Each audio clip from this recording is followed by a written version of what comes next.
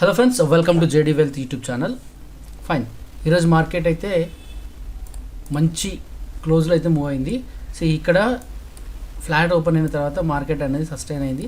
నేను నిన్న చెప్పాను మీకు ఈవినింగ్ వీడియోలో, మార్కెట్ ఫ్లాట్ ఓపెన్ అయితే మనకు సస్టైన్ అయిన తర్వాత ఎడ్ సైడ్ బ్రేక్ వస్తే అటు సైడ్ తీసుకుందాం, మోస్ట్లీ మనం కాల్ సైడ్ ఉందామని చెప్పారు, రైట్? ఫైన్, ఇక్కడ మీరు చూసుకుంటే 5 minutesలో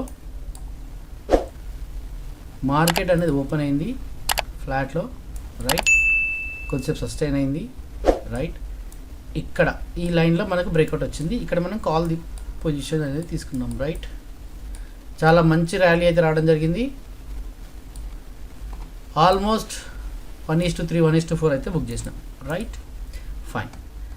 ఇక రేపటి అనాలిసిస్ చూసుకుంటే, first of all day candle చూసుకోండి.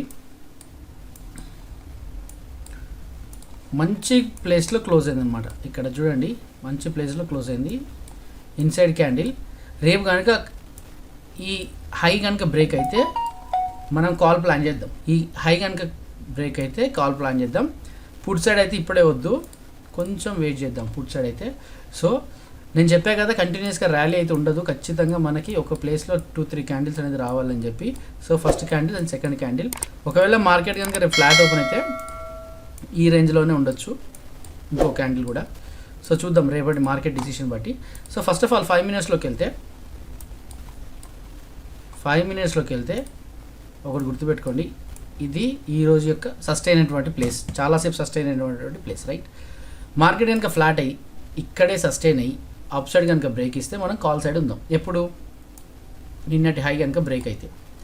లేదు రిస్కీ అంటే నో ప్రాబ్లం, కొంచెం రిస్క్ తీసుకుందాం అనుకుంటే మాత్రం ఈ హై కనుక బ్రేక్ అయితే మనం కాల్ సైడ్ అయితే ఉండొచ్చు. ఇది ఫ్లాట్ సినారియో. గ్యాప్ డౌన్ అయితే ఇంట్రెస్ట్ లేదు, అంటే పుట్ సైడ్ అయితే ఇంట్రెస్ట్ లేదు. కాకపోతే ఎవరైనా తీసుకోవాలనుకుంటే మాత్రం లో క్వాంటిటీలో తీసుకోండి, ఓకే? అది కూడా టార్గెట్ ఇది ఇక్కడ వరకే, 20,020, ఓకే? ఫైన్. గ్యాప్ డౌన్, ఒకవేళ గ్యాప్ డౌన్ ఓపెన్ అయింది అనుకుందాం, మార్కెట్ అనేది గ్యాప్ డౌన్లో ఓపెన్ అయితే ఖచ్చితంగా డౌన్ సైడ్ వస్తుంది. ఇక్కడ సస్టైన్ అయ్యి బ్రేక్ ఇస్తే అప్ సైడ్ మనం కాల్ తీసుకుందాం. సో కాల్ సైడ్ అయితే ఇంట్రెస్ట్ ఉంది, పుట్ సైడ్ కంటే కూడా ఎక్కువగా. ఇది గ్యాప్ డౌన్ సినారియో, రైట్? ఒకవేళ గ్యాప్ అప్ ఓపెన్ అయితే మాత్రం అప్ సైడ్ వెళ్తే వదిలేయండి. డౌన్ సైడ్ వస్తే మాత్రం ఈ రోజు యొక్క హై దగ్గరకు వచ్చి ఒక మంచి ప్రైస్ యాక్షన్లో మనకు కాల్ దొరికితే మనం కాల్ సైడ్ అయితే ఉందాం. ఇది రేపటి అనాలిసిస్, క్లియర్గా ఉంది. సో ఎవరికైనా అర్థం కాకపోతే మళ్ళీ ఒకసారి చూడండి, రైట్? ఫ్లాట్ సినారియో, ఇక్కడ సస్టైన్ అయ్యి బ్రేక్ వస్తే తీసుకుందాం call side. Gap down scenario,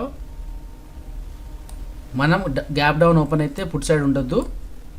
ఎక్కడైనా ఆపర్చునిటీ దొరికి ఏ సపోర్ట్ దగ్గర అయినా మనకు దొరికితే మనం అక్కడి నుంచి కాల్ ప్లాన్ చేద్దాం. హ్యూజ్ గ్యాప్ అప్ ఓపెన్ అయితే మాత్రం వదిలేయండి, సింపుల్గా మళ్ళీ కరెక్షన్ వచ్చిన తర్వాత ఇక్కడ కాల్ అయితే బై చేద్దాం. ఇది రేపటి అనాలిసిస్. నా వీడియో కనుక మీకు నచ్చితే లైక్ చేయండి, వీలైతే షేర్ చేయండి. ఇప్పుడు నా ఛానల్ కనుక సబ్స్క్రైబ్ చేస్తే డూ సబ్స్క్రైబ్. Thank you.